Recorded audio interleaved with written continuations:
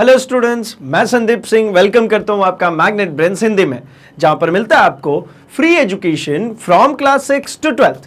मतलब यहां पे कुछ चैप्टर्स देखने के बाद आपको किसी भी तरीके का गोल्ड सब्सक्रिप्शन या प्रीमियम सब्सक्रिप्शन लेने की बिल्कुल भी जरूरत नहीं पड़ती, क्योंकि हम आपके लिए लेकर आते हैं क्वालिटी कंटेंट एक्सपीरियंस टीचर्स के साथ, वो भी फ्री ऑफ कॉस्ट।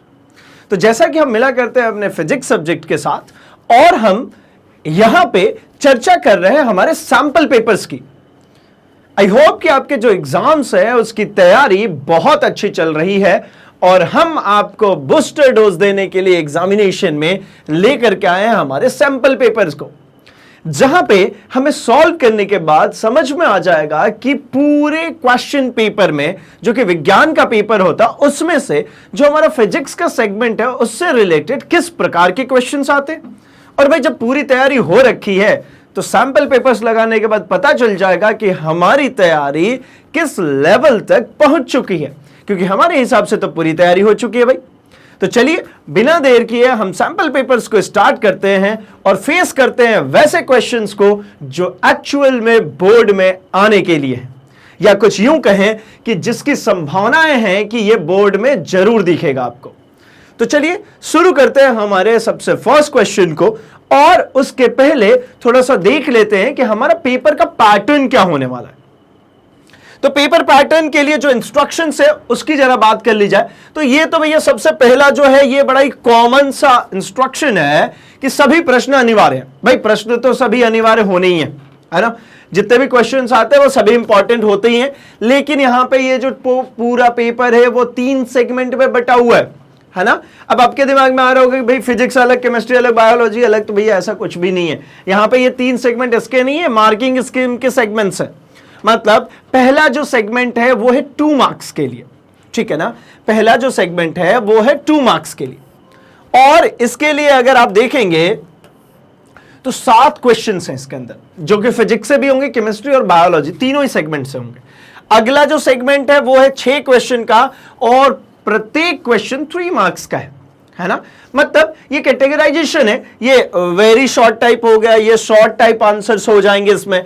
और जो थर्ड है वो है केस स्टडी बेस्ड। ये जो हम बात कर रहे हैं, ये अभी इस सेशन में हमने शुरू से इस बात की चर्चा करी कि case study type questions important role play करने वाले हैं हमारे एग्जामिनेशंस में, क्योंकि इसमें क्या होता है, एक्चुअल में आपकी जो तैयारी है, एक्चुअल में आपने जो समझा है उसकी चर्चा की जाती है, उसको एग्जामिन किया जाता है। मतलब जो एक पैटर्न था ना वो कि भाई हमने कुछ भी पढ़ा हुआ है, आखिरी टाइम में घिसा पिटा सा याद किया, गए पेपर में बैठे और नंबर स्कोर कर गए, ऐसा नहीं होना है। यहाँ पे जो हमने पूरे समय में साथ मिलकर सीखा है उसका रिजल्ट आने वाला है। अब बारी सिर्फ याद करने की नहीं, सीखने की है, और मैग्नेट ब्रेन्स हिंदी आपके लिए लेकर के आता है सीखने के लिए। तो भाई देखिए ये जो है वो 4 मार्क्स का होने वाला है, और 2 केस स्टडी आएंगे। मतलब 8 मार्क्स यहां पर, 18 मार्क्स यहां पे, और 14 मार्क्स यहां पे, यानी टोटल मार्क्स जो है वो है 40, और टाइमिंग जो रहने वाली है वो है 2 आवर्स। ये जो हमारा टर्म 2 है ये 40 मार्क्स का है, और टाइमिंग 2 आवर्स की, और टर्म 1 में हमने बचे हुए 40 मार्क्स कर रखे ऑलरेडी, और आपने बहुत अच्छे स्कोर टर्म 1 में ऑलरेडी किया हुआ है। भाई टर्म 2 में हमें बिल्कुल बेकार नहीं जाने देना है, क्योंकि हमें पूरे नंबर चाहिए। और एक इंस्ट्रक्शन है हमारे पास कि इसके अंदर कुछ आंतरिक विकल्प दिए गए, मतलब इंटरनल चॉइसेस हैं। यहां पे लिखा गया ना जो कि सभी प्रश्न अनिवार्य है, लेकिन आखिरी में ये चीज भी कह रहे हैं कि अनिवार्य तो है, बट कुछ क्वेश्चंस में इंटरनल चॉइसेस गिवन है, उनमें से कोई भी एक आपको करना रहेगा। तो चलिए हम शुरू कर लेते हैं सबसे पहले खंड अ में, जहां पे हमें सिर्फ एक क्वेश्चन दिया जाएगा। मतलब फिजिक्स से सिर्फ एक क्वेश्चन यहां पे देखने को मिलेगा। जो सेगमेंट बी है उसमें हमें 2 क्वेश्चन देखने को मिलेंगे फिजिक्स से, और जो सेगमेंट सी है वहां पे एक क्वेश्चन सिर्फ और सिर्फ मिलेगा फिजिक्स से। तो चलिए भाई शुरू करते हैं हमारे पहले क्वेश्चन को। तो पहला क्वेश्चन है, निम्नलिखित सर्किट का अध्ययन करें और निम्नलिखित प्रश्नों का उत्तर दें। मतलब एक सर्किट दिया गया है, इसका अध्ययन करना है, मतलब इस सर्किट को देखना है, और इससे जुड़े कुछ सवाल हैं जिनका जवाब हमको देना है भाई। अब सवाल देखते से ही समझ में आ गया भाई न्यूमेरिकल्स टाइप से, है ना, और न्यूमेरिकल्स के लिए हमने बहुत कुछ सीख रखा है, तो देखते से ही आपको तो आंसर बनने लगा होगा। और आप कमेंट सेक्शन में आंसर्स जरूर मार्क करते जाइए बेटा, कि हमें भी तो पता चल जाए कि आपकी कितनी तैयारी हो चुकी है। तो चलिए हम भी शुरू कर लेते हैं, आप भी शुरू कीजिए और देखते हैं सबसे पहले किसका आंसर पुटअप होता है। जल्दी से शुरू कीजिए भाई। सर्किट में दो प्रतिरोधों का संयोजन का प्रकार बताएं। तो पहला क्वेश्चन तो बड़ा ही आसान सा दिख रहा है। ये दो प्रतिरोध यहां पर लगा हुआ है, एक 10 ओम का और एक 15 ओम का, और ये पूछे ये दोनों प्रतिरोधों में हमें ये बता दीजिए कि किस तरीके का संयोजन है, मतलब ये सीरीज कॉम्बिनेशन या पैरेलल कॉम्बिनेशन है, ये समांतर श्रेणी है या फिर ये जो है समांतर क्रम में है या श्रेणी क्रम में। तो देखिए, जब मुझे पता है कि यहां पर टर्मिनल एक सेम हो जाए, यानी पोटेंशियल डिफरेंस अगर दोनों के अक्रॉस सेम आता है, तो ये पैरेलल कॉम्बिनेशन है। जब यहां पे करंट बट जाए दो पार्ट में, तो ये पैरेलल कॉम्बिनेशन है। दो तरीके हमारे पास, हम क्या समझते हैं, करंट ले जाने वाला वायर मतलब पाइप, और धारा जो बह रही है उसको हम समझते हैं भैया पानी। यहां पे गया ये पानी और बट गया दो रास्ते में। पानी जब दो रास्ते में बटेगा तो दोनों पैरेलल आ जाएंगे भाई, समानांतर आ जाएंगी। तो ये कॉम्बिनेशन कौन सी है, दोनों सर्किट में दो प्रतिरोधों के संयोजन का प्रकार बताएं। तो ये कौन सा है, ये है समांतर, ये जो है ये है हमारा समांतर क्रम। ये हो गई भाई पहले का आंसर। अच्छा, कितनी धारा प्रवाहित हो रही है। अच्छा, एक बड़ी इंटरेस्टिंग सी चीज है, ये जो सीबीएसई के पूछने का पैटर्न है पेपर में, वो कुछ इस प्रकार से होता है कि वो बहुत लेंदी सा नहीं पूछना चाहते, वो छोटे छोटे टुकड़ों में बांट देते हैं। जैसे 2 नंबर का क्वेश्चन है, लेकिन देखिए हमारे पास कितने क्वेश्चन आ रहे हैं इसमें। एक क्वेश्चन ये अकेला आ गया, ये 1 मार्क्स का है ना। अब यहां पे 2 क्वेश्चन आ गए 0.5 के, ठीक है।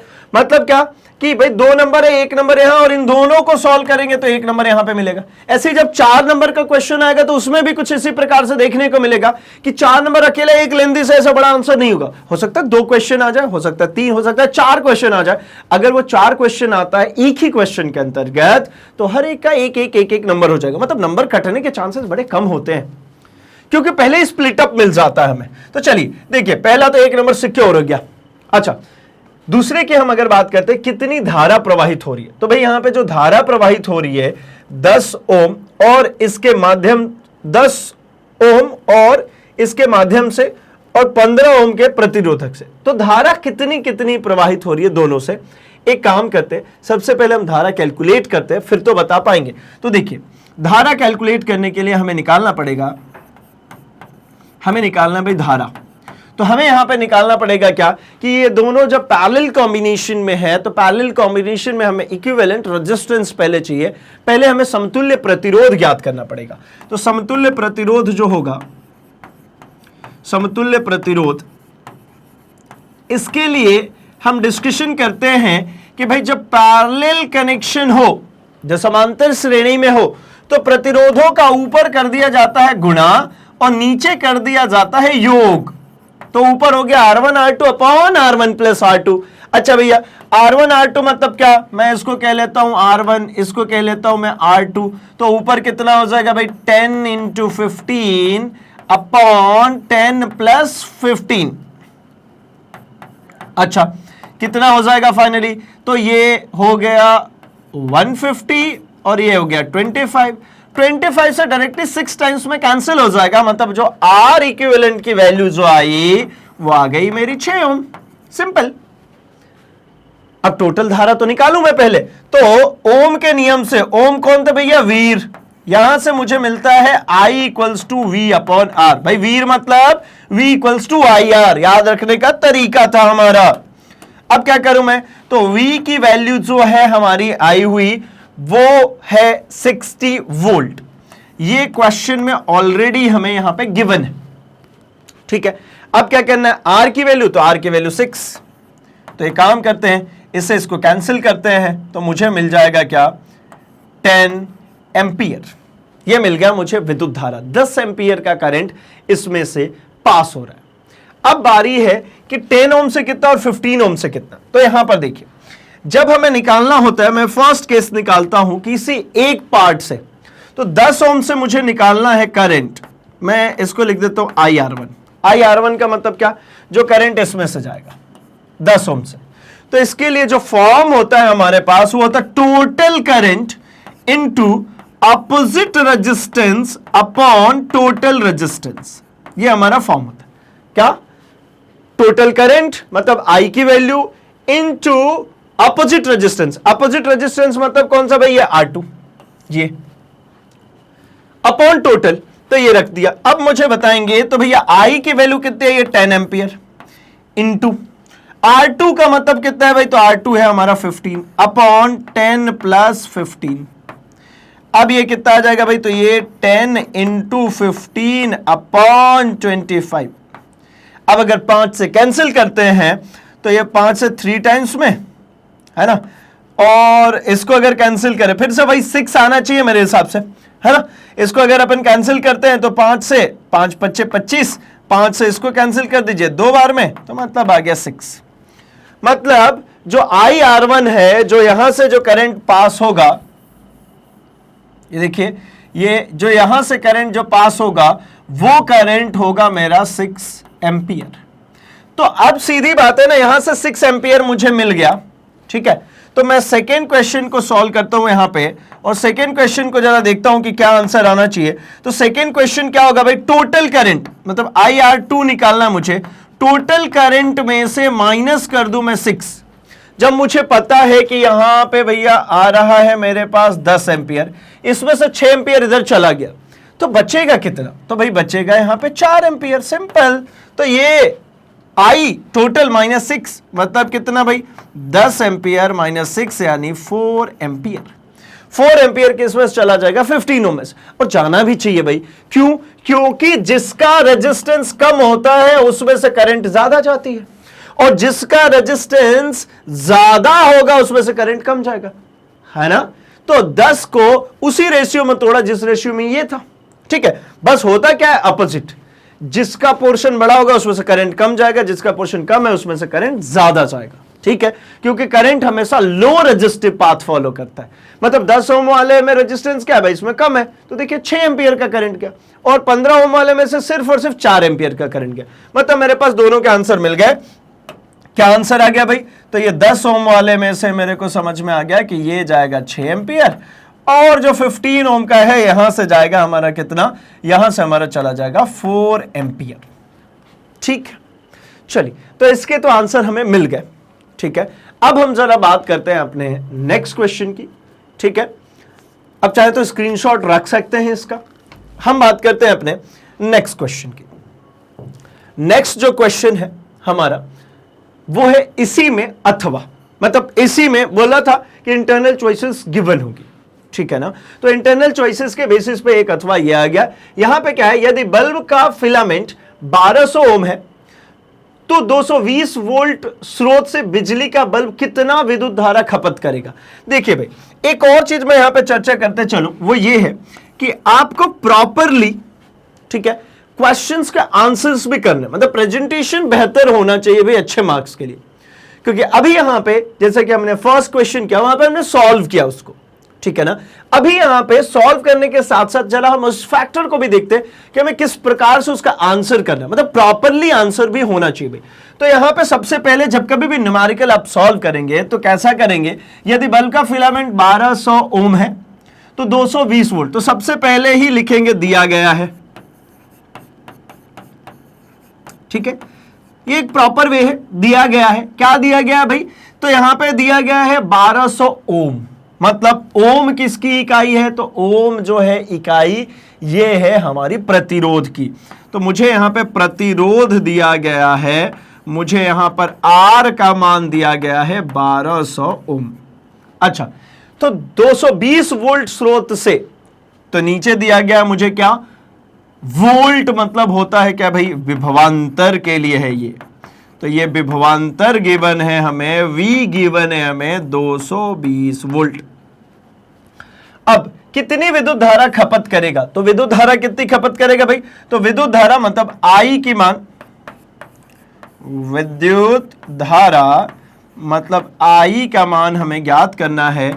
चलिए शुरू करते हैं। यहां पे आप कंटिन्यूटी में लिखेंगे जब कॉपीज में, तो इसके नीचे ही लिखेंगे। तो भाई मुझे पता है कि ये जब VIR तीनों आ जाता है तो आते हैं ओम। तो यहां पे हम साफ सुथरा लिखेंगे भैया क्या, ओम के नियम से, ओम के नियम से। अब ओम के नियम से हमें क्या पता है भैया, ओम कैसे कौन थे, तो ओम वीर थे, V equals to I R, मुझे चाहिए I, तो I equals to V upon R, ये R को नीचे ले आ दिया। अब क्या हो जाएगा भाई, तो अब कुछ नहीं, हो गई बात यहीं से खत्म, I इक्वल्स टू V का मान है 220, ये हो गया 220, R का जो मान है वो है 1200, ये हो गया भैया 1200, ये कट गया, अब 22/120 बच गया, ठीक है ना। अब क्या काम करें भाई, तो अब एक सिंपल सॉर्टेड सी चीज कि वो डेसिमल में ही जाना है, तो आप चाहे तो इसको पहले सिंप्लीफाई करके फिर डिवाइड कर देते हैं। तो चलिए इसको सिंप्लीफाई कर लेते हैं। इसको अगर मैं काटता हूं तो ये 11 बार में कट जाएगा, और इसको काटूंगा तो 60 दूनी 120, ठीक है ना। तो 11/60 आ गया। अब 11/60 को मैं साइड में डिवाइड करके देख लेता हूं, 60 ये हो गया भाई 11, पहले ही डेसिमल चला जाएगा, है ना। तो ये एक बार में चला गया 60, कितना बचेगा भाई 50 हो गया, डेसिमल डाला था तो ये कितना हो जाएगा 500, ठीक है। तो 6 से अगर अपन डिवाइड करना शुरू करें इसको तो फिर कितना आ जाएगा भाई, तो 6 × 36, 6 × 7 = 42, 6 × 8 = 48, 480, फिर 20 बच गया, है ना। 20 बचा तो फिर 200 हो जाएगा। मैं 2 डिजिट में ले लेता हूं, तो यहां पर मुझे मिल गया I का जो मान मिला वो मिला 0.18 एम्पियर। एम्पियर इसकी क्या है, इकाई होती है विद्युत धारा की। तो कितनी धारा खपत करेगा भाई, तो 0.18 एम्पियर। कितना करेगा, 0.18 एम्पियर। तो ये निकल गया हमारा विद्युत धारा का मान। चलिए, चाहे तो इसका स्क्रीनशॉट रख सकते हैं। हम बढ़ते हैं अपने अगले क्वेश्चन की तरफ, जो हमारा सेकेंड क्वेश्चन है। तो जो बी क्वेश्चन है, बी क्वेश्चन की हम बात कर लेते हैं थोड़ा सा। क्वेश्चन नंबर बी क्वेश्चन में कह रहे हैं, एक विद्युत हीटर 220 वोल्ट स्रोत से कितनी विद्युत धारा खींचेगा यदि हीटर का प्रतिरोध 100 ओम है। तो भाई चलिए, ये भी अच्छी सी बात है। ये हो जाता है हमारा 220 वोल्ट, V का मान हो गया 220 वोल्ट, और यहां पे प्रतिरोध जो है वो गिवन है 100 ओम, ठीक है ना। अब क्या काम करे भाई, तो ये दोनों वैल्यूज आ चुकी, I का मान पूछ रहा, तो फिर से वही काम कर रहा हूं मैं। क्या, यहां पे सबसे पहले ही मार्क कर लेंगे, दिया गया है, ये दिया गया है भाई, क्या क्या दिया गया, V और R, I चाहिए। तो भाई ये फिर से वहीं से आएगा क्या, ओम के नियम से। तो ओम के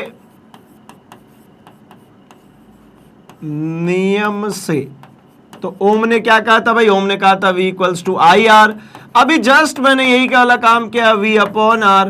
तो V अपॉन आर में क्या कर ले भाई, तो V की वैल्यू गिवन है कितना, 220, अपॉन आर की वैल्यू कितनी गिवन है भाई, तो आर की वैल्यू गिवन है 100। काट दीजिए, ये खत्म ये खत्म। I इक्वल्स टू कितना आ गया भाई, तो 2.2 ampere. I equals to 2.2 ampere कैसे आया, तो 22/10 था, है ना, तो एक डेसिमल शिफ्ट हो जाएगा, ठीक है ना। तो कितना आ गया हमारा 2.2 एम्पियर, मतलब दोनों के आंसर हमारे आ गए भाई, ठीक है। चलिए, चाहे तो स्क्रीनशॉट रखेंगे, हम अगले क्वेश्चन पे बढ़ेंगे, अगले की बात करेंगे, ठीक है। चलिए देखते हैं हम अपने नेक्स्ट क्वेश्चन की। अब हमारा है ये खंड बी, मतलब बी सेगमेंट आ गया, ठीक है ना। तो अब इसमें जो हमारा क्वेश्चन है ना, क्वेश्चन नंबर 11 है हमारे पेपर के हिसाब से, क्योंकि ये जो नंबरिंग मार्क करी गई है ये उसी के हिसाब से मार्क किया गया है कि आपको पेपर में किस तरीके से मिलेगा, नहीं तो वो खंड जो सेगमेंट है ना वो डिवाइड नहीं कर पाएंगे, क्योंकि ये 3 मार्क्स का गया।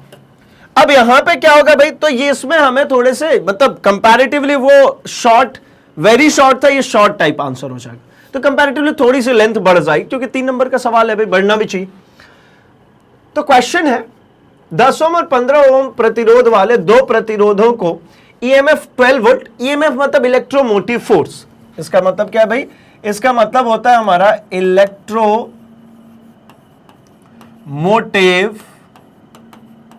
फोर्स। और इलेक्ट्रोमोटिव फोर्स का मतलब अगर हिंदी में बात करूं तो इसका मतलब होता है विद्युत वाहक बल।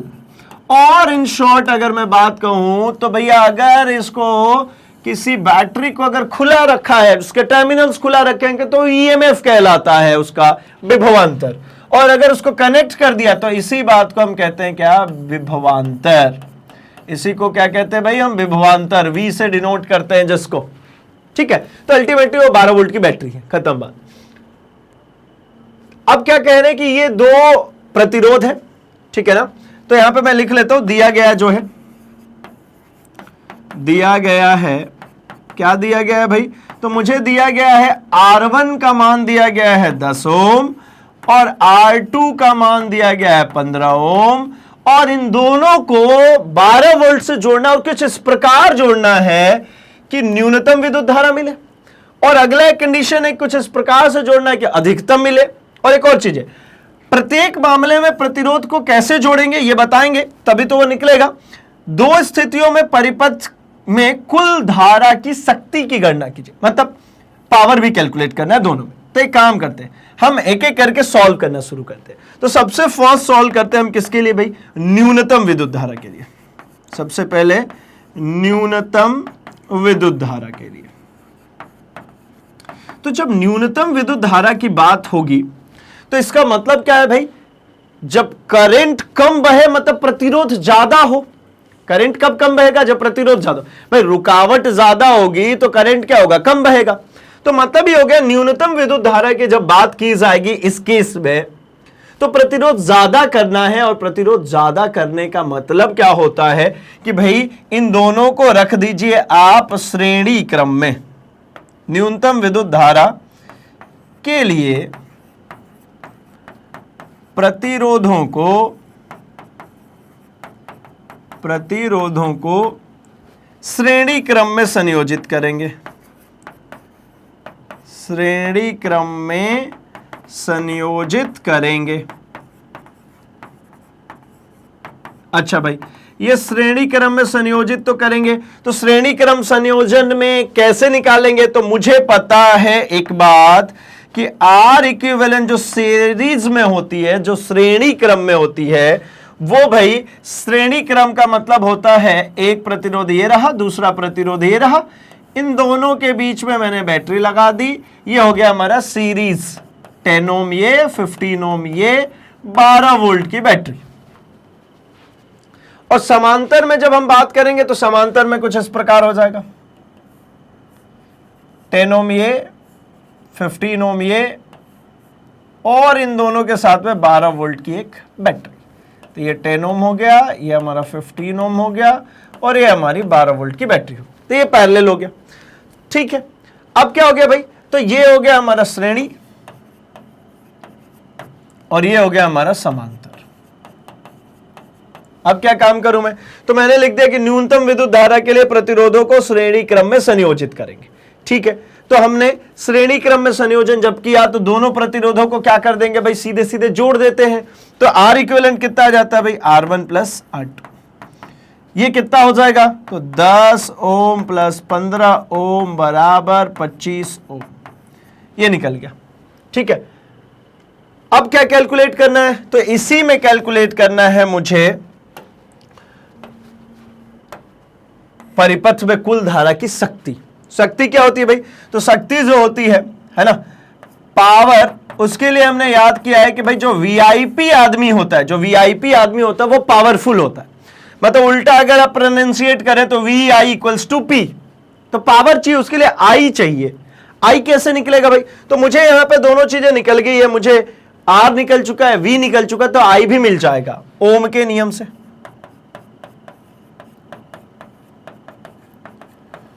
ओम के नियम से, तो ओम के नियम से क्या कहते हैं भाई, ओम का नियम कहता है V इक्वल्स टू IR। तो मतलब यहां पे मुझे क्या चाहिए, यहां चाहिए मुझे I मतलब क्या, V अपॉन R।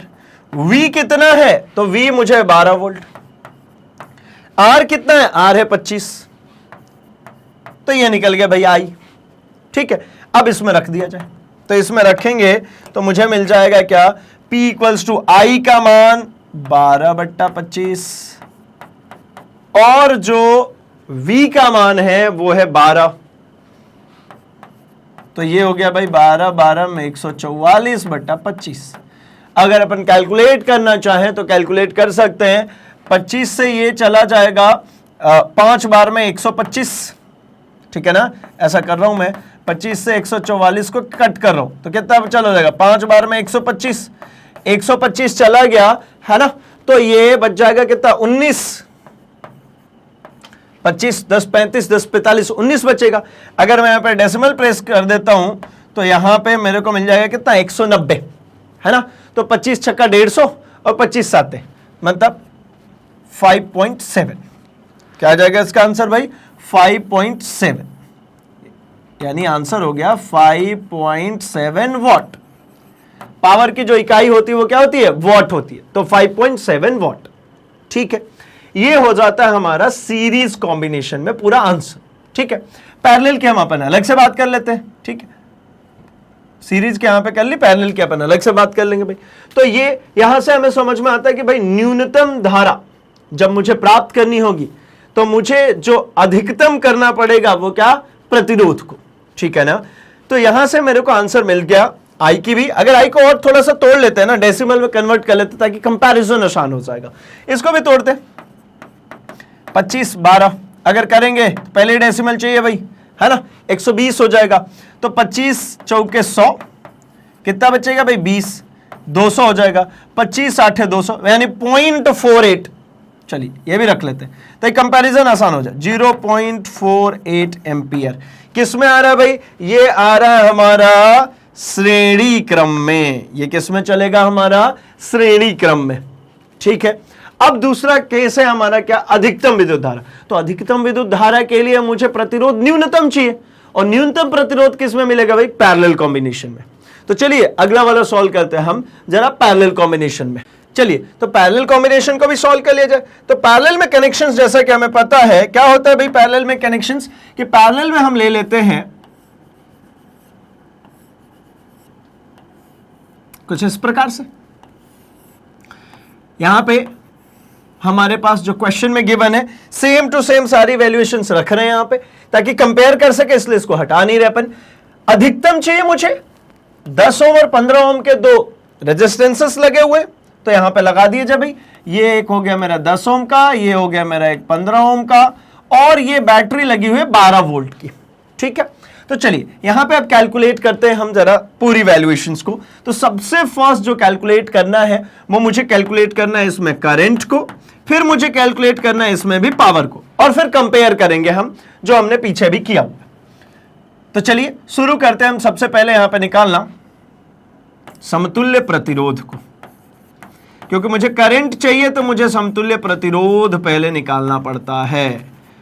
ठीक है, तो समतुल्य प्रतिरोध मतलब आर इक्विवेलेंट की अगर मैं बात करूंगा तो आर इक्विवेलेंट के लिए जो पैरेलल में फॉर्म होता है वो होता है ऊपर गुणा नीचे जोड़, R1 into R2 upon R1 plus R2।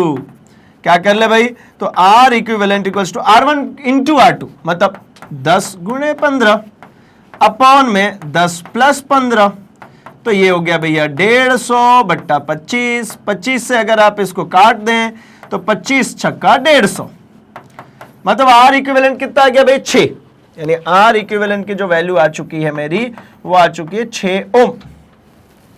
अब आगे की बात कर लूं मैं, तो आगे क्या होना है भाई, तो आगे होना है मुझे निकालना है करंट। करंट कहां से मिलेगा, तो मुझे पता है ओम के नियम से। तो हमें ये बात पता है कि ओम वीर थे, ओम के नियम से। ओम के नियम से ओम क्या कहता है भाई, V equals to I R. मुझे चाहिए I equals to V upon R. V की वैल्यू गिवन है 12 और R की वैल्यू मैंने अभी निकाली 6। कितना आ गया भाई, 2 एम्पियर, यानी I की वैल्यू आ रखी है यहां पे 2 एम्पियर। अब और एक डेटा चाहिए मुझे चाहिए पावर, और पावरफुल कौन होता है, VIP। तो VI is equals to P equals to I मतलब 2 एम्पियर, V मतलब 12 एम्पियर, यानी 12 दूनी 24 वॉट। ठीक है, मतलब पावर आ गई हमारी 24 वॉट,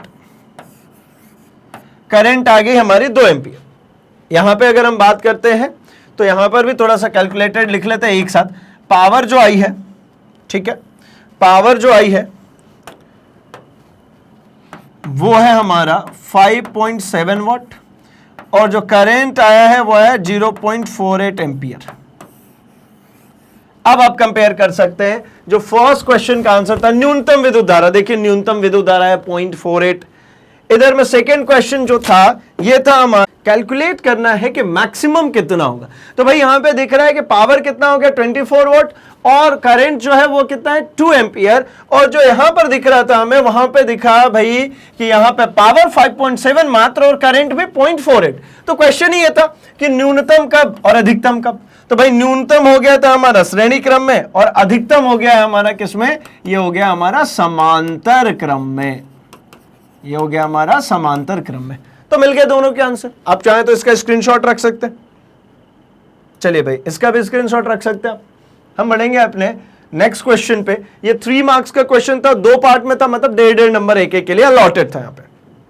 चलिए आगे बढ़ते हैं हम अगले क्वेश्चन पे, क्वेश्चन नंबर 12 पे।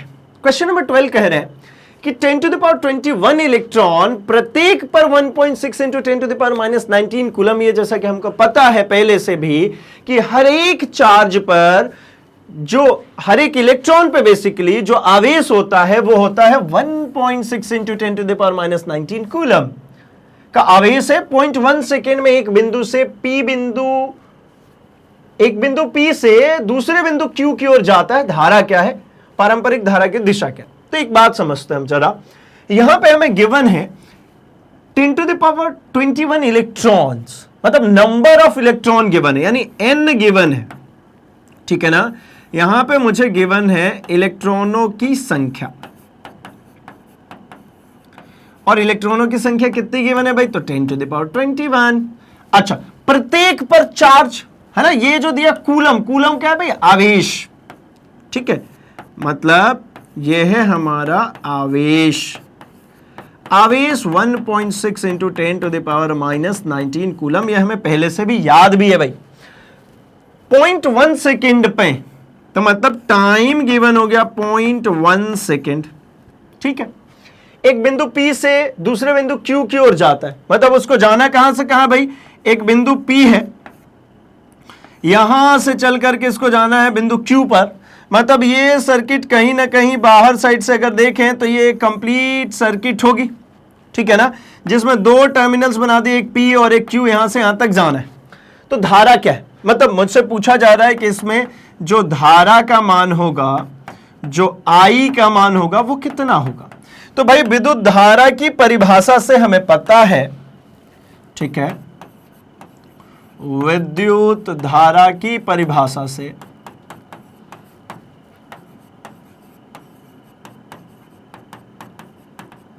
हमें पता है कि क्या होता है भाई, तो धारा बराबर होता है आवेश बटा समय। अच्छा, ये हमें जब ज्ञात है तो हम इसको अगर ऐसा लिख लें, धारा मतलब I, आवेश मतलब Q से डिनोट करते हैं, और ये T से।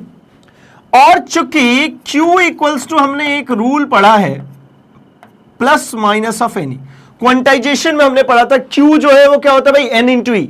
N मतलब, अच्छा यहां पे फॉर्मूले में लिख लेते हो पहले NE/T, जहां पर N का मतलब क्या है भाई, तो N का मतलब है इलेक्ट्रॉनों की संख्या। यहां पर भी ऑलरेडी लिखा भाई इलेक्ट्रॉनों की संख्या। और E क्या है, एक आवेश। एक आवेश का मतलब इसकी वैल्यू कितनी, तो 1.6 into 10 to the power -19 coulomb. मतलब यहां पे मुझे I निकालना है, मतलब मुझे जो वैल्यूज गिवन है वो उसको जरा एक बार देख लें। यहां पे जो वैल्यूज गिवन है वो क्या गिवन है भाई, तो n की वैल्यू गिवन है 10 to the power 21, तो ये हो गया 10 to the power 21 into E की value 1.6 into 10 to the power -19, 1.6 into 10 to the power -19 whole upon 0.1 second, मतलब 0.1 सेकेंड। अच्छा चलिए तो इसको कैलकुलेट कर लिया जाए जरा। तो यहां पे कैलकुलेशंस बनाता हूं मैं। I इक्वल्स टू, अगर यहां पे 10 to the power -19 है और 10 to the power 21 है, बेस सेम होते हैं तो पावर जुड़ जाते हैं, मतलब ये 10 की पावर में, ये भी 10 की पावर में, तो पावर को जोड़ दीजिए। 10 की पावर -19 और 10 की पावर 21, तो कितना बचेगा भाई, तो 21 में से 19 चला जाएगा, कितना बचेगा 2, तो 10 की पावर 2, ये तो आ गया भाई 10 की पावर 2। पावर हल करना सीखेंगे भाई, 10 की पावर ये भी है, 10 की पावर ये है, बेस सेम है, पावर जोड़ रहा हूं मैं। अच्छा 1.6 को ऐसे ही छोड़ता हूं, नीचे 0.1 लिखता हूं ताकि एक एक स्टेप में सीखेंगे। 1.6 अपॉन में 0.1 इंटू ये आ चुका 0.1 और 1.6 डेसिमल एक एक अंक छोड़ के है, मतलब ये डेसिमल से ये वाला डेसिमल कट जाएगा। अगर ऐसा नहीं समझ में आता तो ऐसा जरूर समझ में आता होगा कि ये इसको हटाऊंगा तो अपॉन में 10 लिखूंगा और इसको हटाऊंगा तो ऊपर गुणा में 10 लिखूंगा, ठीक है ना। तो ऐसा भी करके देख सकते हैं। तो ये 10 से 10 कैंसिल हो गया, मतलब कितना 16 इंटू 100, 10 का स्क्वायर मतलब 100, मतलब 1600 एम्पियर। ये आ गया मेरा विद्युत धारा का मान। क्या आ गया भाई? आई का मान 1600 एम्पियर। यानी अगर ऐसा कुछ, मतलब 10 की पावर 21 इलेक्ट्रॉन को जिसमें 1.6 प्रत्येक पर है, अगर 0.1 सेकेंड तक ट्रैवल कराते हैं तो मुझे इतना करंट मिलेगा। अच्छा, पारंपरिक धारा की दिशा क्या है? तो पारंपरिक धारा की जो दिशा होती है वो होती है हमेशा उच्च विभव से निम्न विभव की तरफ। हमेशा कहां से कहां तक होती है भाई? तो पारंपरिक धारा की जो दिशा होती है, पारंपरिक धारा की दिशा उच्च विभव से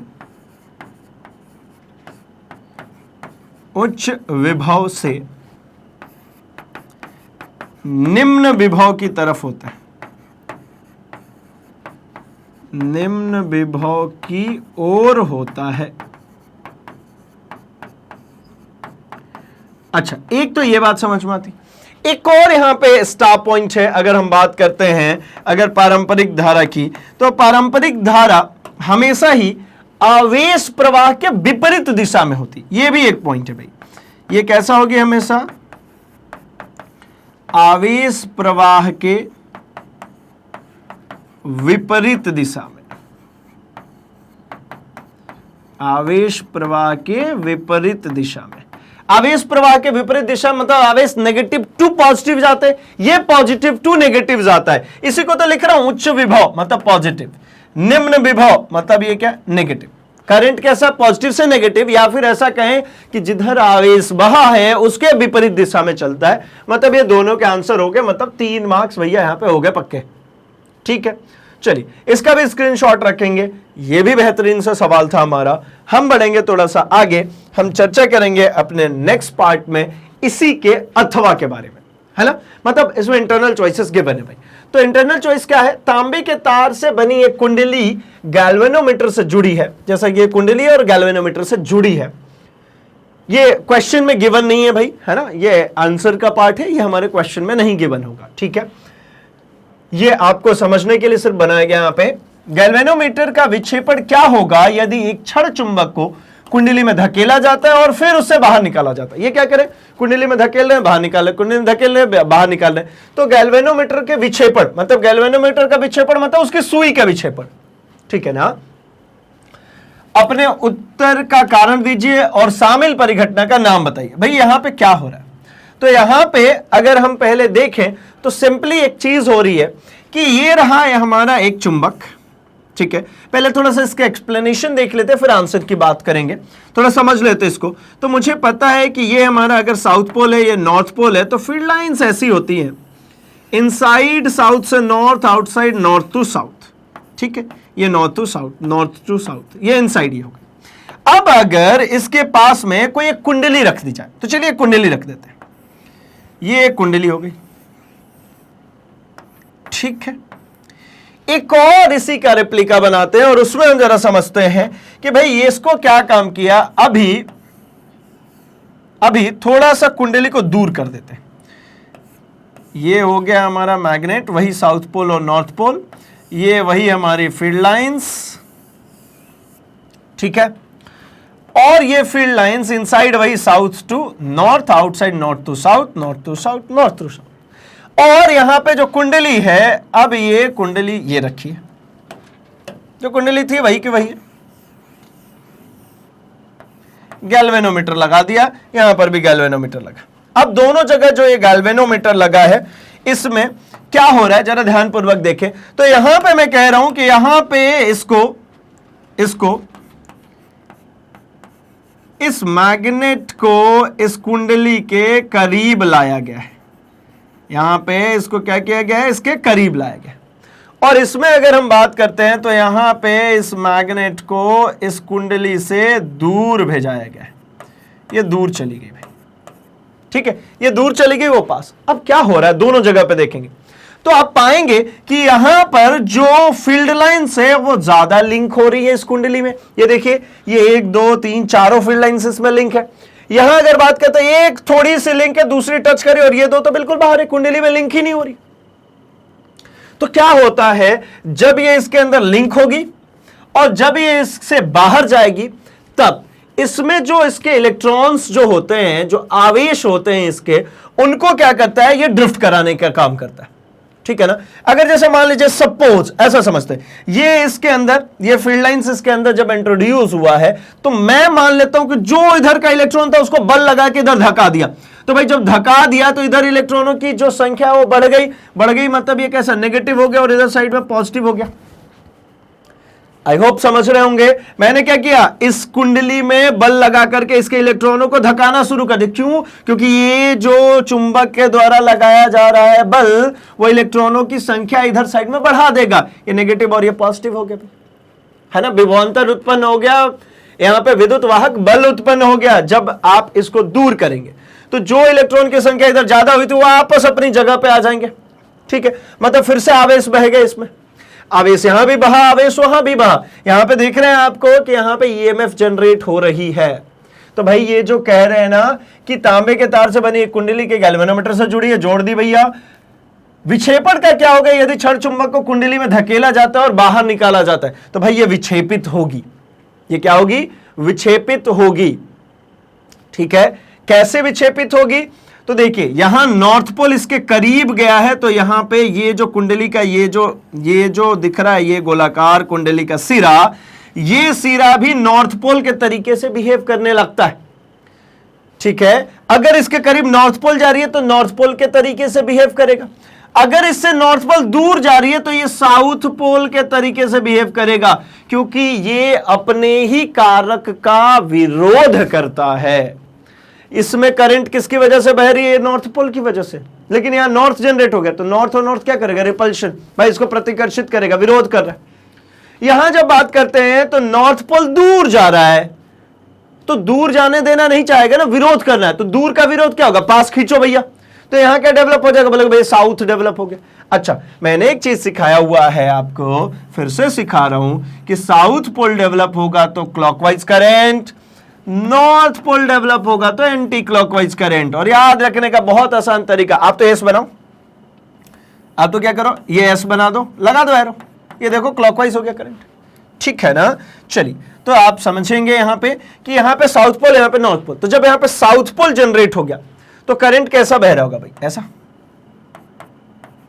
ये यहां से आया, ये यहां से गया, ये यहां से होता हुआ यहां आ गया, यहां से होकर के इधर जाएगा। जब यहां से इधर जा रही है करंट, तो इसका इंडिकेशन किधर होगा, गैल्वेनोमीटर का लेफ्ट हैंड साइड। अच्छा, अगर इसमें ऐसा होगा तो इसमें कैसा होगा, राइट हैंड साइड। अच्छा, चलिए करके देख लें, तो चलिए करके देखते हैं। यहां नॉर्थ पोल जनरेट हुआ है ना, तो नॉर्थ पोल का मतलब क्या है, ये एंटी क्लॉकवाइज। एंटी क्लॉकवाइज का मतलब क्या है, यहां से करंट इधर की तरफ आएगा, है ना। यहां से जो है, यहां से करंट, ये देखिए एंटी क्लॉकवाइज, ये जो मेरा हाथ घूम रहा है एंटी क्लॉकवाइज घूम रहा है। ये करंट इधर आया, यहां से आया, अब किधर जाएगा, इधर ही जाएगा ना।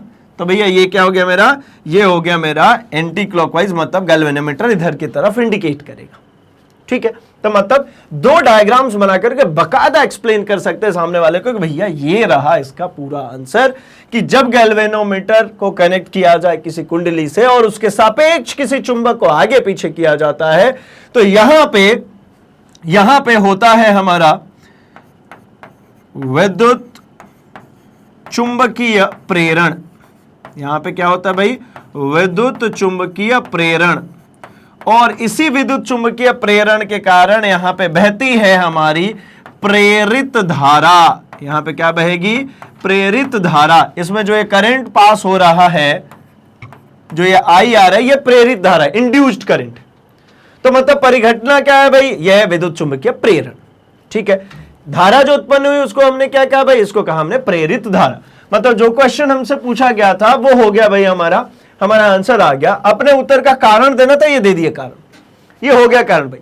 क्या कि जब कभी किसी कुंडली में अगर चुंबकीय बल रेखाओं की संख्या बदलेंगे तो इसमें ईएमएफ जनरेट होगा, कुंडली में ईएमएफ जनरेट होगा और उसी के कारण यहां पे एक प्रेरित धारा बहेगी। ठीक है, चलिए, तो इसका भी आंसर मिल गया भाई हमें। अब हम बढ़ते हैं अपने अगले क्वेश्चन की तरफ, अगले सेगमेंट की तरफ। बेसिकली खंड सा जो सी सेगमेंट है हमारा, यहां पे 2 क्वेश्चन आने हैं 4-4 नंबर के, जिसमें हमें केस स्टडी बेस है, मतलब एक कंडीशन, एक केस दी गई है, इसको अपने को पढ़ना है और इससे रिलेटेड क्वेश्चंस के आंसर करने हैं। ठीक है, ये देखते से ही समझ में आ गया होगा, ये डोमेस्टिक करंट सप्लाई है, मतलब जो हमारे घरों की जो वायरिंग होती है ना, ये वही चीज है। ठीक है, एक बार रीड करते हैं फिर इस डायग्राम को समझते हैं। ठीक, क्या है ये कंडीशंस? तो भाई निम्नलिखित केस आधारित गद्यांश को पढ़िए और गद्यांश के बाद दिए गए प्रश्नों का उत्तर दीजिए। बिल्कुल सही बात है भाई, चलिए पढ़ते पहले।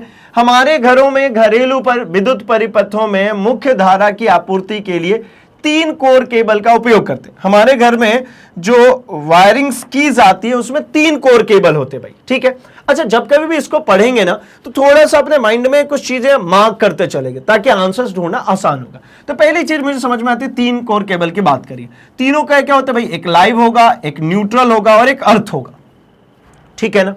कैसे होता है ये? तो आपने अपने घर में, जैसे आपने अगर सॉकेट देखा होगा, ऐसा होता है आपके घरों में सॉकेट, ये थोड़ा सा बड़ा सा होता है, इधर साइड में 2 छोटे छोटे होते हैं। ठीक है, तो ये जो ऊपर वाला रहता है ना, ये अर्थ होता है। ये क्या होता है भाई? ये अर्थ वायर होता है। ये इनमें से कोई सा भी एक लाइव हो सकता है, तो मैं लेफ्ट वाले को लाइव लिख लेता हूं, तो ये क्या हो जाएगा भाई? ये हो जाएगा हमारा न्यूट्रल। ठीक है, ये 3 हो गए। अच्छा, इनके कलर कोडिंग होती है, इसीलिए यहां पे जो दिया गया है कि भैया 3 कोर केबल का उपयोग करते हैं। 3 कोर केबल का मतलब ये तीनों के कलर्स भी बात करेंगे। देखिए, लाइव वायर पर घरेलू आपूर्ति के लिए 220 वोल्ट का विभवांतर और लाइव तथा उदासीन तार के बीच का विभवांतर 220 वोल्ट। मतलब भाई इन दोनों के बीच का जो विभवांतर होगा, अगर यहां पे वोल्टमीटर लगा करके इसको मेजर करें तो ये 220 वोल्ट होता है। ठीक है, और जनरली ये जो लाइव वायर रहता है वो रेड से यूज करते हैं। ठीक है ना? जो न्यूट्रल रहता है उसका जनरल कलर कोड है ब्लैक। अच्छा, इसका ये मतलब नहीं होता कि दूसरा कलर लगाएंगे तो नहीं चलेगा, भाई चलेगा।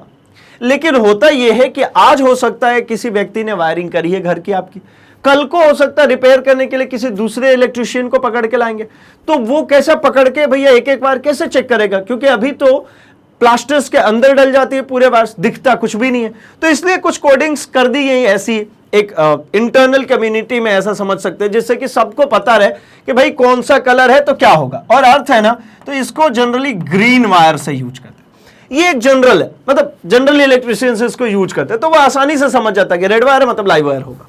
लाइव वायर मतलब जिसमें से करंट आएगा, करंट आएगा मतलब वो उच्च विभव पे होगा, और इसका उच्च विभव कितना होगा? 220 वोल्ट पॉजिटिव पे। अगर कंपेयर करते हैं न्यूट्रल से, न्यूट्रल का मतलब इसका पोटेंशियल कितना होता है भाई? न्यूट्रल का पोटेंशियल होता है 0 और लाइव का पोटेंशियल कितना है? 220। तो दोनों के बीच का डिफरेंस कितना आ गया? 220। यही कह रहे भाई कि लाइव तथा उदासीन तार के बीच का विभवांतर 220 है। लाइव तार बिजली के मीटर से फ्यूज के माध्यम से उच्च रेटिंग के सर्किट ब्रेकर से जुड़ा होता है। उदासीन तार सीधे विद्युत मीटर से जुड़ा होता है। अच्छा, अब इसमें थोड़ी सी बात कर लेते हैं कि जो लाइव वाला वायर रहता है उसमें फ्यूज लगा होता है, और जो न्यूट्रल वाला वायर होता है वो सीधे मीटर में जाके जुड़ जाता है। तो चलिए अपन देखते हैं, एक बार को समझते हैं।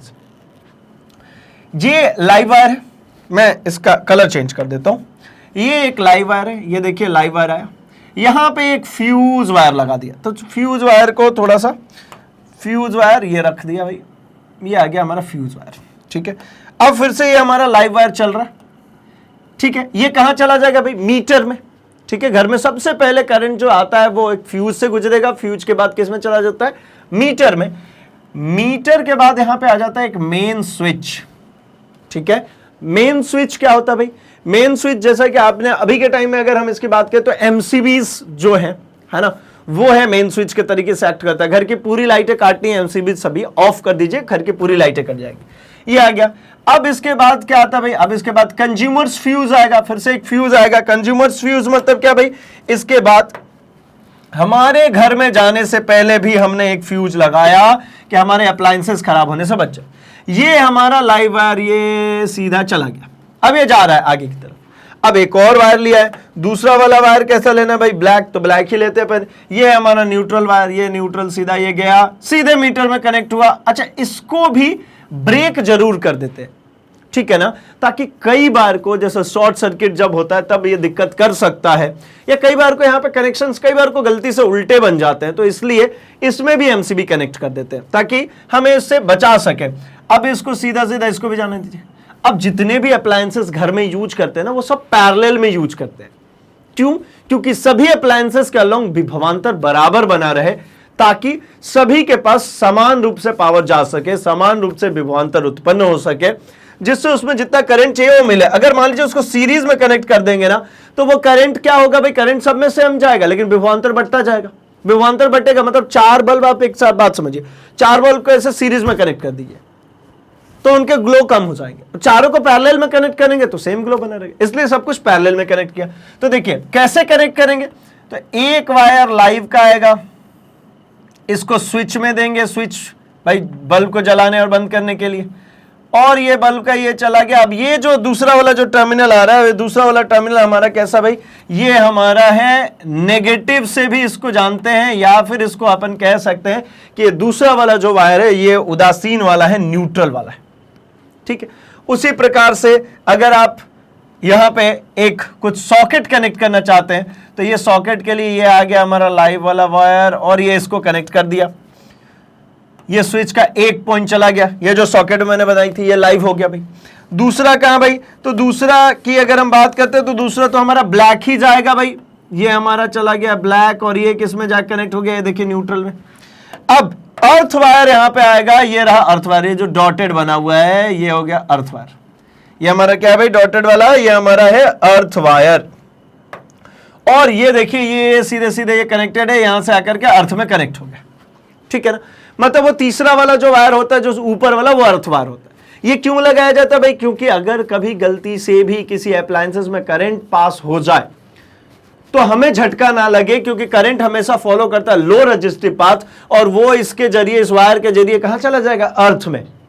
हमें करंट का झटका महसूस नहीं होगा, नहीं होता ये अर्थ वायर, तो हमें झटका महसूस होता, क्योंकि पूरा का पूरा करंट मेरी बॉडी से होकर के अर्थ में गुजरता।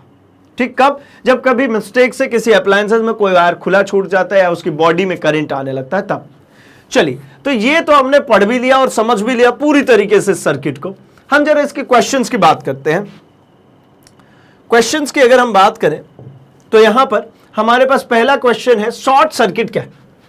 शॉर्ट सर्किट या लघु पतन के नाम से भी इसको जानते हैं। शॉर्ट सर्किट का मतलब क्या है, तो शॉर्ट सर्किट का सिंपल सा मतलब यह है कि ये जो वायर्स जो जा रही हैं, इन दोनों के बीच में अगर आप ध्यानपूर्वक देखें तो यहां पे एक प्रतिरोध लगा, यहां पर भी एक सर्किट लगा, है ना, मतलब एक सॉकेट लगा, यहां पर भी कुछ ना कुछ प्रतिरोध यूज करेंगे। अब अगर आपने कहीं पे गलती से भी इसको उठा करके इसमें कनेक्ट कर दिया, या फिर आपने ये पॉजिटिव और ये नेगेटिव इन दोनों को एक साथ कनेक्ट कर दिया, ये शॉर्ट सर्किट हो गया, ठीक है ना। ये जो घर में ये जो यहां पे मैंने वोल्टमीटर लगाया, तो वोल्टमीटर क्या होता है भाई, इसकी जो प्रतिरोध होती है वो उच्च प्रतिरोध होता है, तो ऐसा कनेक्ट करेंगे चलेगा। लेकिन मैं इसी के पैरेलल में इधर से एक ऐसा सीधा तार डाल दूं, ऐसा यू शेप का तार बना, वो दोनों सॉकेट में डाल के स्विच ऑन कर दो, तो भैया पूरे घर के अप्लायंसेस के हैप्पी बर्थडे हो जाएंगे एक साथ, है ना। कभी नहीं करेंगे, बहुत खतरनाक चीज है, बिल्कुल भी ऐसा एक्सपेरिमेंट घर पे हम नहीं करेंगे भाई, ठीक है। बस समझेंगे कि दोनों में क्या होगा, इसमें से 220 वोल्ट का डिफरेंस था, और वो पूरा का पूरा करंट इतने से पतले से वायर में से होकर जाने लगा, क्योंकि वायर का रेजिस्टेंस लो होगा, और करंट हमेशा चाहती है कि लो रेजिस्टिव पाथ मिल जाए। जिस रास्ते का प्रतिरोध कम है वही तो हम भी जाना चाहते हैं, रास्ता जिसमें रुकावटें ज्यादा हो उस रास्ते से जाना चाहते हैं क्या, बिल्कुल नहीं। तो मतलब लो रेजिस्टिव पाथ को ये फॉलो करेगा, और ये पूरा का पूरा करंट इसमें से जाने लगा। तो एक बात समझिए, जब पूरा का पूरा करंट इसमें से जाने लगे तब होगा क्या, तो भाई तब बहुत सारा करंट जाने की वजह से वो पिघल जाएगा, गर्म हो जाएगा, पिघल जाएगा, और पिघलने के कारण या गर्म होने के कारण आग लग सकती है, बहुत सारे नुकसान हो सकते हैं, और बहुत सारी फैक्ट्री इंडस्ट्रीज में ऐसी घटनाक्रम आए दिन होते रहते भाई, ठीक है। चलिए देखते एक बार, जब विद्युत उन्मय तार मतलब लाइव वायर, इसका मतलब क्या भाई, इसका मतलब है हमारा लाइव वायर, ठीक है। जब लाइव वायर तथा उदासीन तार न्यूट्रल वायर दोनों सीधे संपर्क में आते हैं तो अति भारण हो सकता है।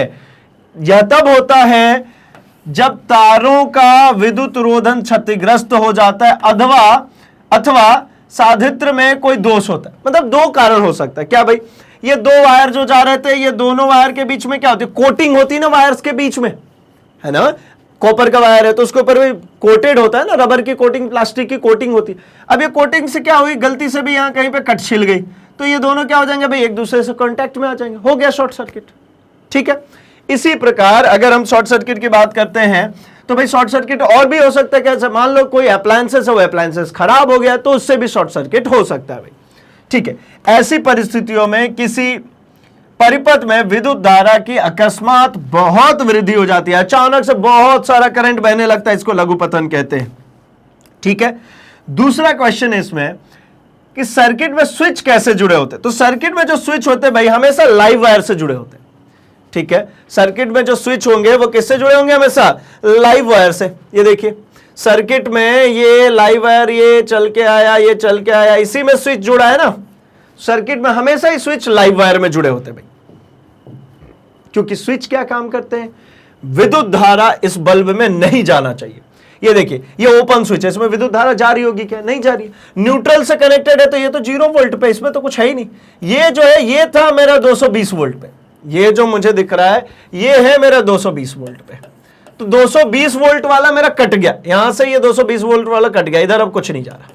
ठीक है, इसीलिए हमेशा लाइव में जोड़ते हैं। अगर न्यूट्रल में, आप कहेंगे भैया न्यूट्रल में जोड़ेंगे तब भी तो बल्ब बंद हो जाता है, हो जाएगा। आप यहां पे स्विच लगा दीजिए, बल्ब तो बंद हो जाएगा, लेकिन बल्ब में करंट तो बना रहेगा ना। आप कुछ काम नहीं कर सकते ना इसके अंदर, मुझे बल्ब चेंज करना, मैं नहीं कर सकता चेंज, क्योंकि इसमें करंट बना हुआ है। ठीक है ना, इसीलिए हमेशा कहां यूज करते हैं भाई, हमेशा यूज करते हैं उसको लाइव वायर। ठीक, इसमें अथवा है, मतलब सेकेंड टाइप का क्वेश्चन भी है, इंटरनल चॉइस है इसके अंदर। सभी विद्युत उपकरणों को भू संपर्कित करना क्यों आवश्यक है। जितने भी इलेक्ट्रिकल अप्लायंसेस होते हैं उनको भू संपर्कित करना, मतलब अर्थ करना या ग्राउंड करना क्यों आवश्यक है। तो भाई ग्राउंड करने से मतलब सिंपली ये है कि हमने अगर उसको ग्राउंड नहीं किया और किसी कारण बस, जैसे मान लीजिए ये हमारा एक आयरन है, ठीक है ना, थोड़ी सी अच्छी वाली भाई ड्राइंग का आयरन है ना, पुराने टाइम का आयरन है। तो भाई ये आयरन में क्या हुआ, तो इस आयरन में गलती से भी कहीं पर भी, ठीक है, यहां पे एक जो 3 वायर है, ठीक है ना, अब ये लाइव वाला वायर कहीं से भी कट पिट होकर के इस बॉडी में टच हो गया। अब क्या होगा, लाइव वायर बॉडी में टच हो गया। अब मैंने इनके कलर्स जरा चेंज कर देते हैं। मैं लाइव वायर लेकर के आया, ये आ गया भैया लाइव वायर आ गया। एक वायर आ गया हमारा, इसको हम कर लेते हैं ब्लैक, मतलब ये हमारा आ गया न्यूट्रल। और एक कर लेते हैं ये ग्रीन वायर, तो ये क्या होगा भाई, तो ये वाला जो कलर होगा है ना, वो क्या हो जाएगा भाई, ये अर्थ को रिप्रेजेंट करेगा। ठीक है ना, तो क्या हुआ, गलती से यहां पे इन दोनों की स्विचिंग जरा करें, तो ये दोनों तो भी ऐसे कनेक्टेड थे, यहां जाकर के हीटर में अपना जो भी था इसमें हीट प्रोड्यूस कर रहे थे, गर्म हो रहा था, इस्त्री चल रहा था। अब क्या हुआ, गलती से ये वाला वायर है ना कहीं से कट गया और इसके टच में आ गया। अब मैंने जैसे इस आयरन को पकड़ा, अब भाई यहां पे एक व्यक्ति ने इस आयरन को क्या किया, छू दिया। तो जैसे ही छुएगा भैया ऐसा है ना, झटके लग जाएंगे, पूरे बाल खड़े हो जाएंगे इसके। ठीक है, अब क्या करेगा भाई, तो भैया अब आयरन छूने से डरेगा। लेकिन अगर इसने एक काम किया होता, अगर इसने इस वाले वायर को ग्राउंड कर दिया होता तो ये चीज नहीं होती। क्यों भाई, क्योंकि मैं कह रहा हूं ना कि धारा जो है ये हमेशा ही लो रेजिस्टिव पाथ फॉलो करती है। क्या करती है, लो रेजिस्टिव पाथ फॉलो करती है। ये हमेशा ही निम्न प्रतिरोध का जो रास्ता होगा वही फॉलो करती है। भाई रुकावट जिसमें कम होगा उसी से तो जाएंगे ना, प्रवाह वहीं पे होगा। तो भाई ये लो रेजिस्टिव पाथ फॉलो करेगी। तो लो रेजिस्टिव पाथ फॉलो करने से क्या होगा कि अब देखिए करंट इसमें बना हुआ है, यहां से लीकेज हुआ ना, इस आयरन में करंट बना हुआ है। लेकिन तो अब करंट के पास 2 रास्ते हैं, एक तो मेरे शरीर से होकर के जाए, एक रास्ता क्या भाई, ये मेरे शरीर से ऐसा ये करंट पूरा होकर के मेरे शरीर से होकर के जाए, और एक तरीका है कि भाई इस वायर से होके जाए। अब वायर देखिए, ये जो वायर है ये यूज करूंगा मैं कॉपर का। हमारी बॉडी जो है वो रेजिस्टेंस हाई होता है भाई हमारी बॉडी का, हम कंडक्टर थोड़ी है, हम गुड कंडक्टर नहीं है भाई, हमारा रेजिस्टेंस, हमारा प्रतिरोध ज्यादा है। तो अब देखिए करंट है इसमें बना हुआ है, लेकिन मैक्सिमम करंट कहां से चला गया भाई? इस कॉपर वायर से, मतलब इस अर्थ वायर से चला गया ग्राउंड। यानी हमारे से अब करंट क्या हो जाएगा? अब ना के बराबर जाएगा। करंट अभी भी बना हुआ है, उसमें दिक्कत है, ये फॉल्टी आइटम है, इसको बदल देना चाहिए हमें, लेकिन उस समय के लिए तो बच गए ना। लेकिन अगर आपने यहां पे ऐसा नहीं किया होता, ये कुछ नहीं होता, तो भैया हमें बड़ी तेज झटका लगने वाला था, क्योंकि पूरा का पूरा करंट चाहता कि हमारी बॉडी से ही होकर के चले जाए। तो ये मेन कारण है भाई। आइए एक बार देख लें। तो धातु के आवरण वाले विद्युत साधित्रों को भू संपर्कित करना आवश्यक होता है। धातु के आवरण मतलब मेटेलिक बॉडी वाले जनरली, क्योंकि मेटेलिक बॉडी में ऐसे झटके लगने के चांसेस, जैसे फ्रीज हो गया, मेटेलिक कूलर हो गया, ठीक है। इसके साथ साथ अगर अपन बात कर ले तो आयरन, जिसकी हम बात कर ही रहे थे, इलेक्ट्रिकल जो हीटर आता है वो हो गया। इसीलिए आपने देखा होगा जब थोड़े से हेवी यूज वाले रहते हैं ना, तो कुछ इस तरीके के प्लग्स रहते हैं उसके, इसके स्विच बोर्ड्स ऐसे बने रहते हैं, ऐसा प्लग होता है उसमें, 2 पॉइंट यहां और 1 पॉइंट यहां बड़ा सा। ये तीसरा वाला ही पॉइंट तो है जो ग्राउंड करने के काम करता है। तो मतलब क्या होता है भाई, जब भू संपर्कित करेंगे तो इससे विद्युत उपकरणों तथा उनका प्रयोग करने वालों की सुरक्षा हो जाती, ठीक है। धातु के आवरण से संयोजित भू संपर्क तार विद्युत धारा के लिए अल्प प्रतिरोध का चालन प्रस्तुत कर देता है, और धात्विक विद्युत उपकरणों को भूमि से संपर्क हो जाने के कारण धारा उन विद्युत उपकरणों का प्रयोग करने वाले के शरीर से नहीं गुजरती, जिससे वो गंभीर झटके से बच जाते। क्या हुआ भाई? लो रेजिस्टिव मिल गया तो वो उससे पूरा का पूरा करंट विड्रॉल हो गया और हमें झटका लेने से बच जाते। अच्छा, इसको कनेक्ट कहां करते होंगे इसमें? तो ये जो ग्रीन वाला आता है ना, इसकी बॉडी में कहीं भी टच करा देते हैं।